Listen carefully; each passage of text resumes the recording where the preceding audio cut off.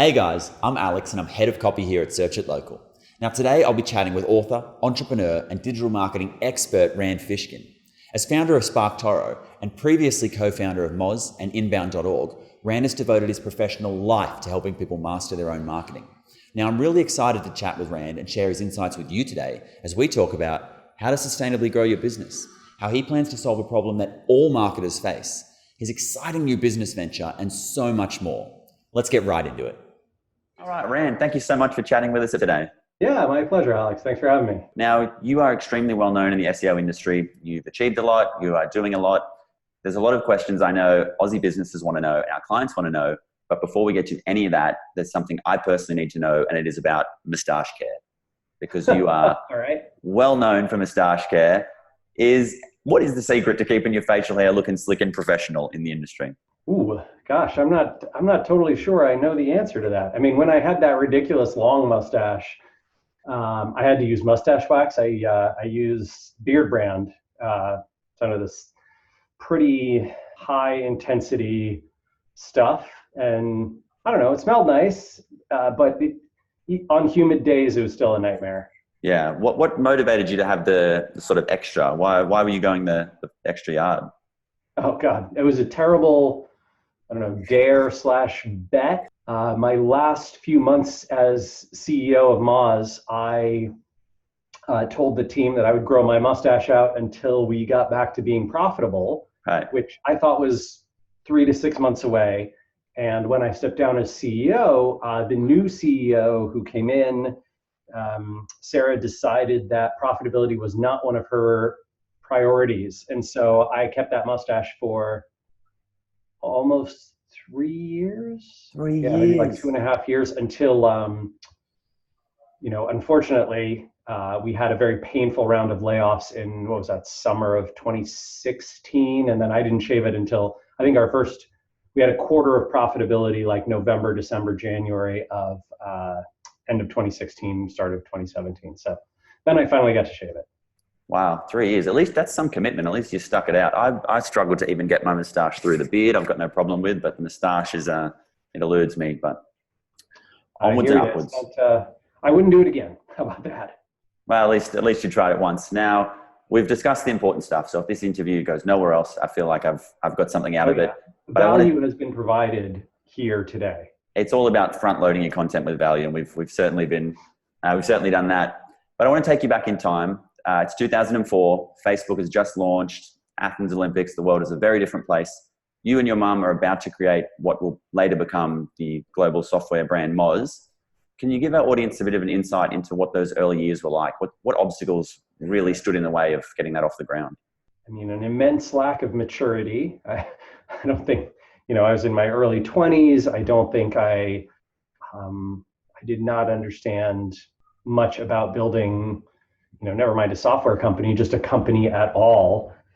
And we were not particularly ambitious at that time. We were mostly just focused on how do we keep the lights on? How do we get some customers?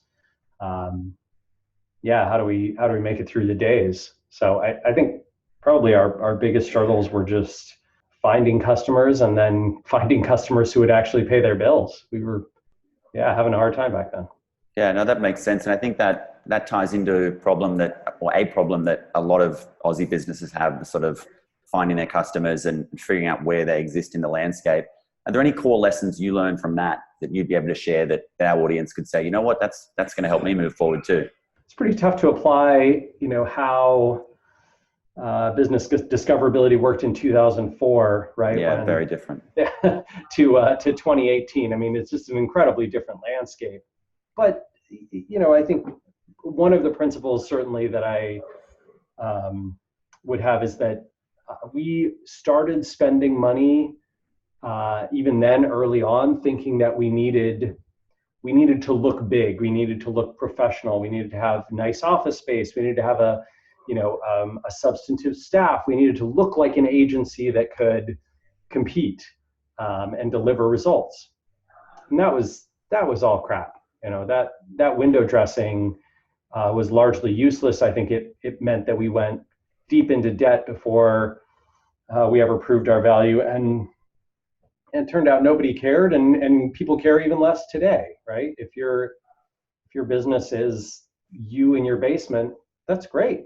If you can deliver good results, there's no reason for you to have expensive rent or staff that's not doing anything actively, waiting on retainer to get work going.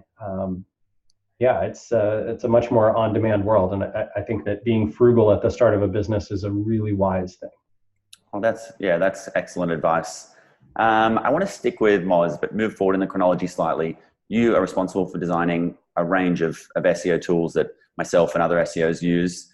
Do you have a favorite that you sort of designed along the way that stands out as like, that's the gold standard for me? Yeah, I mean, I still love and use Keyword Explorer all the time. So, I think the design process for that, the building process was a little haphazard. It was sort of like, okay, Rand, you can have, these 3 developers and this designer part-time, as long as you don't conflict with their other obligations to the business. You can have them do what you want. And and I think we put out a tool that is just second to none in terms of the quality of the metrics there, the volume numbers, which it's sort of Moz buys data from JumpShot, which is a clickstream provider, and then builds kind of an estimation system that's modeled off of real data from AdWords impressions. Right. And then that's what you see inside Keyword Explorer. So, there's it has very high confidence. You can have very high confidence when it says this search query gets 50 to 100 searches per month. You can feel confident that yes, in the last, whatever it is, I think it's 6 months or 12 months, that is the average number of searches that were performed for that query. And same with organic click-through rate. It tries to estimate what % of searchers will actually click on an organic listing for this keyword. It provides a level of difficulty, and that's using DA and PA modeled against whatever actually comes up in the search results, and sort of saying how difficult would it be to rank in the organic results for this term or phrase. So it's a good tool, and the keyword suggestions, I think, are the most robust of any tool out there. Most of the other ones just scrape AdWords or scrape Google Suggest. But Keyword Explorer is much broader, has a bunch of different ways to suggest variables. So that, I think I wish Moz invested in it more and sort of put more things into it. But that's the tool that I still use. So I'm kind of proud of that one. Were you inspired to sort of make that and design that because there was a lack of similar tool in the market, or there were a lot, but nothing was doing the job? Yeah, I mean, I think that most of the tools that existed before that were kind of like basic, just suggestion scraper tools, right? I think Uber Suggest, which was bought by Neil Patel, I think right after we launched Keyword Explorer. Tools like that were pretty much all that was in the market other than AdWords. And I thought that is so strange. Keyword research is at the core of SEO work. This is absolutely essential to being able to put together a good campaign. SEMrush obviously was very popular, especially with paid search folks, because it had a lot of paid search data, but it was very paid search biased, right? If a search term wasn't suggested by Google AdWords, meaning it had some commercial intent behind it, they wouldn't show it to you in AdWords, and therefore it wouldn't be in SEMrush either.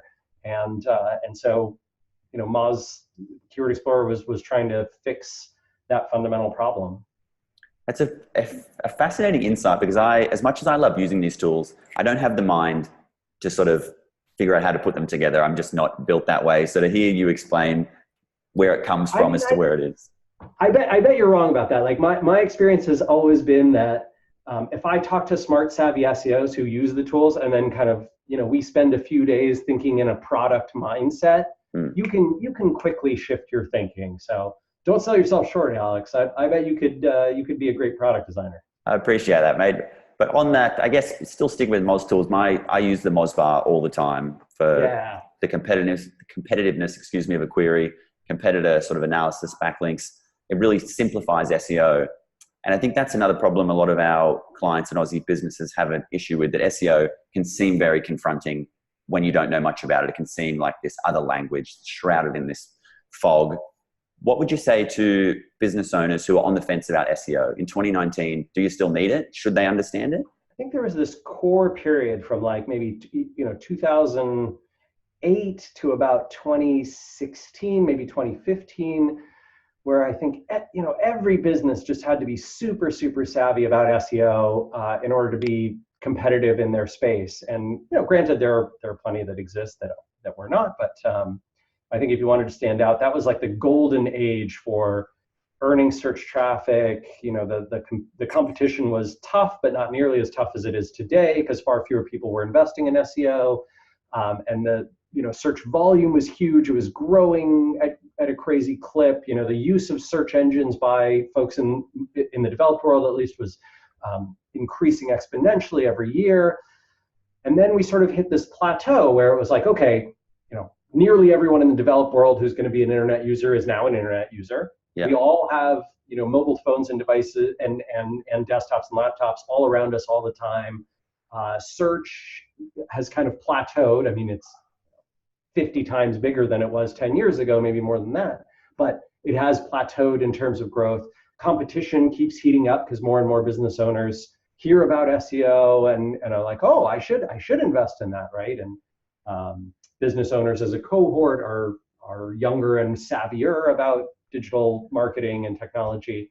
So all these things happen, but I would say in 2019, you should be aware of SEO, you should learn about it, and you should compare it against other channels that can bring you business.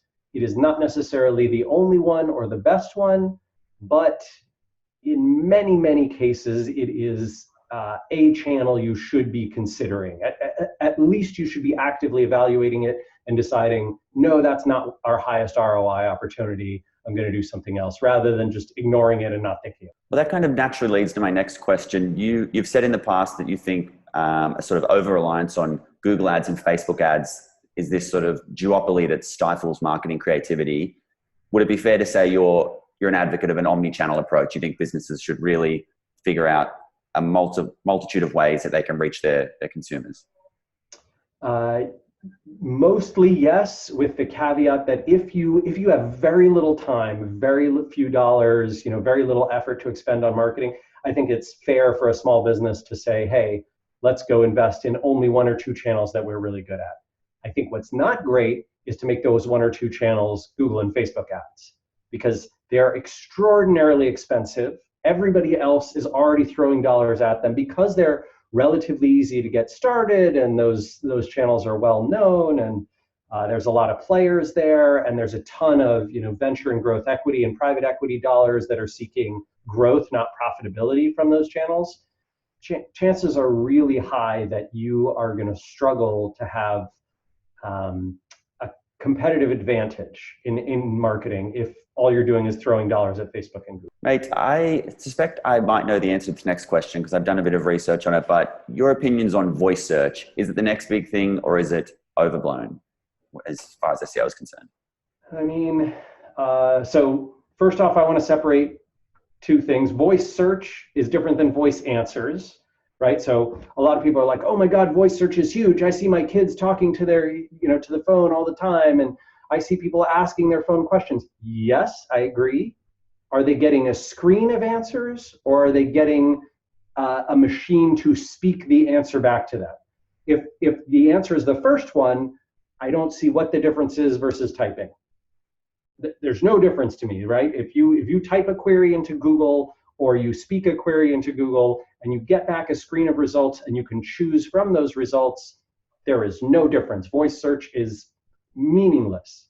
However, if we are talking about voice answers, right? Alexa, Google Home, Siri, and it's just a spoken answer back to you, that removes all the opportunity from search, right? Essentially, maybe at some point in the future, there could be some attribution model that these players will offer, but right now it's nothing, right? They're just reading the answer off of the featured snippet, or providing, whatever Alexa's answer is to the query that you are asking.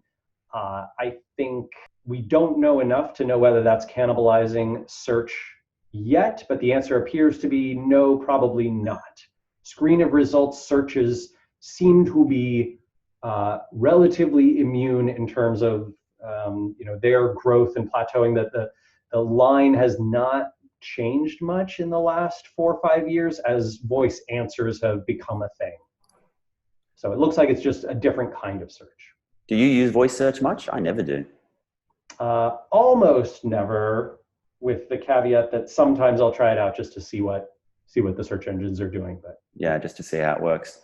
Well, I want to stick with SEO for one more question before we move past Moz and move into the exciting SparkToro future.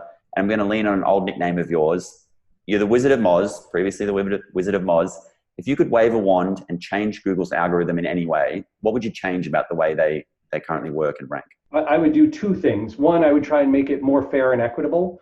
Right now, Google's algorithm strongly favors Google's own property. So if you do a local search, it wants to show you Google Maps results. If you do a search that returns videos, it wants to show you YouTube.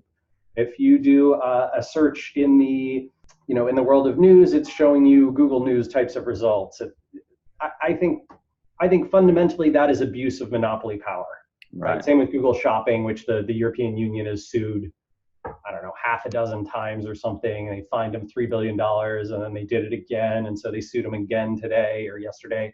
I mean, it's just silly, right? Google makes so much money, and they can buy politicians with such paltry sums, right, through lobbying and campaign finance donations, at least here in the United States, which we sort of have a bribery-based democracy. I don't know if that's how it is in Australia, but no, definitely not. Not quite. But yeah, so I think that would be one of my big changes. The other one would be to make things transparent. I think Google is sophisticated enough at this point that they don't have to play these games of half answers and like, oh, well, we'll work really hard not to say how important links are, even though we all wink, wink, nod, nod, know they're really important. Yeah. And we'll say content is really important. You should make great content, which is terrible advice because it's not advice at all. It's sort of like, well, what can I do to be a great human being? Oh, you should breathe air and drink water. Yeah, that's a great way to be alive. Screw you, that's not what I asked. I said, how do I be a great human being, right? And Google basically gives non-answer responses all the time, and then I'm sure just delights and cackles with glee when SEOs try and dissect every sentence that they use and don't use. So I would make things much more transparent. I don't think Google has anything to hide, and I don't think the health of that business or the internet or the health of the world as a whole is served by their opacity and commitment to obfuscation and secrecy.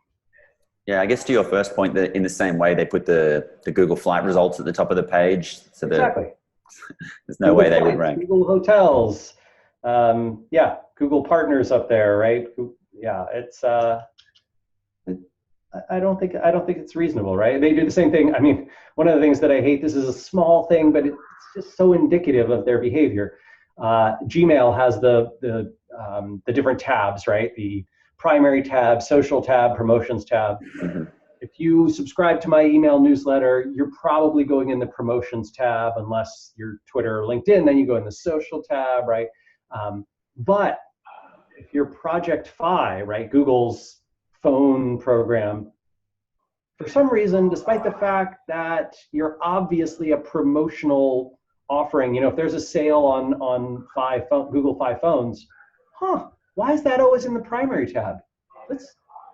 That must be nice to just be able to sort of, hey, give me the prime placement. That's, years ago, I don't know, Alex, how long you've been in the SEO world, but I remember, 10, 15 years ago, there was an author, he still occasionally writes in the SEO world, named Aaron Wall. He was famous for writing SEObook.com, which did have an SEO book associated with it back in the very early days. And Aaron was a constant naysayer. He was just incredibly negative and jaded about Google, felt that they were a completely evil corporation bent on world domination and attempting to basically that their whole business was just a Trojan horse so that they could eventually one day become AOL.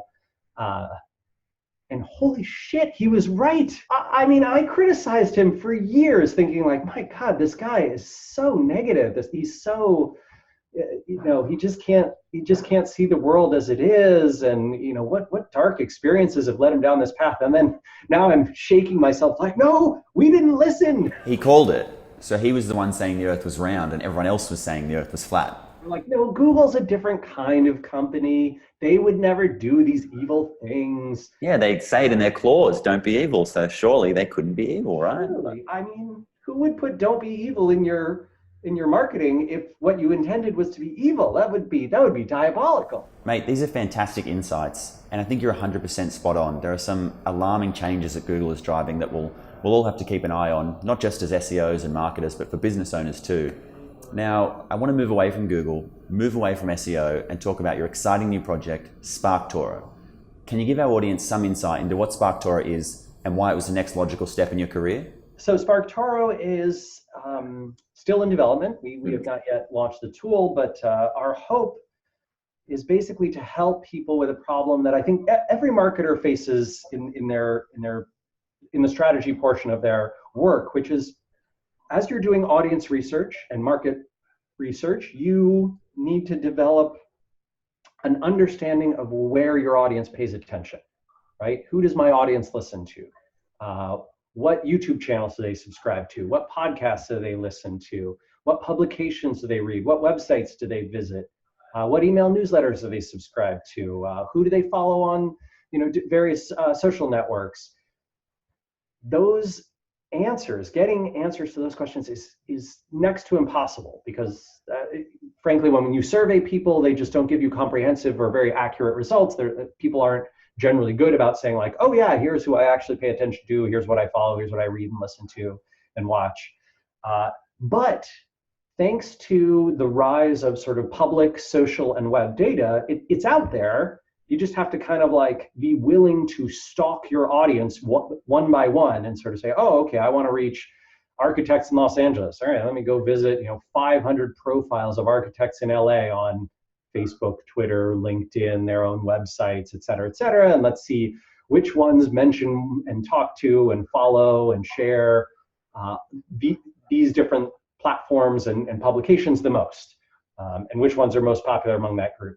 And that's nobody does that, right? Mm-hmm. It's an inordinate amount of work.